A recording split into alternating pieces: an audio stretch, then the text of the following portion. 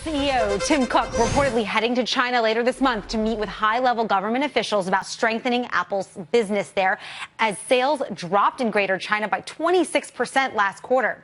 Former intelligence officer, retired Lieutenant Colonel Tony Shaffer joins me now to talk about this. You know, Apple's not going to work with the FBI to unlock a terrorist iPhone in San Bernardino, but he is going to continue to meet with Chinese officials. Of course, this is a country that actively hacks and spies on the U.S. What does this say about how much Apple needs China right now versus before? Well, China is its second largest market, so clearly there's a lot at stake here. Right. With that said, the Chinese do control pretty much everything that goes on regarding the internet and technology. So, while look, I think what Tim Cook did with the FBI was shameful. It was, I think, a marketing scam. They should have, of course, worked with the FBI, but they wanted to put forth the idea that, oh, we're going to be protecting your data.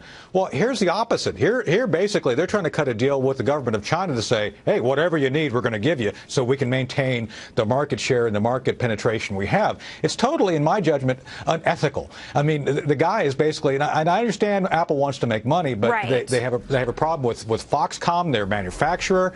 They got a problem with trying to do the right thing here. So I've got some real questions about what they're really all about. Well, you know, Lieutenant Colonel, they're not necessarily agreeing to work with China to unlock phones for the Chinese government, but we do know that it's certainly very difficult to do business there. And there's new hurdles now, right? The ban on iBooks and iTunes movies. Right. So what do you think this meeting can actually accomplish? Because Tim Cook has struck really big deals with the Chinese government before. For example, that partnership with China Mobile, the largest mobile carrier in the country. Right.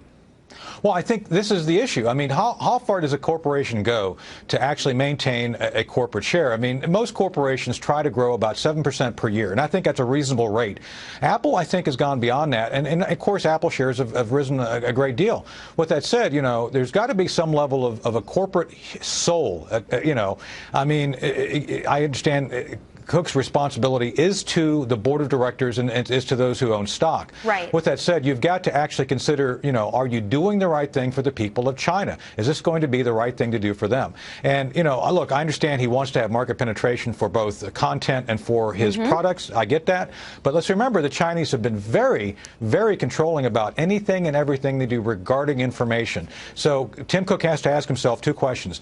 Is this going to put you on the right or wrong side of history, both you as an individual and Apple as a major corporation?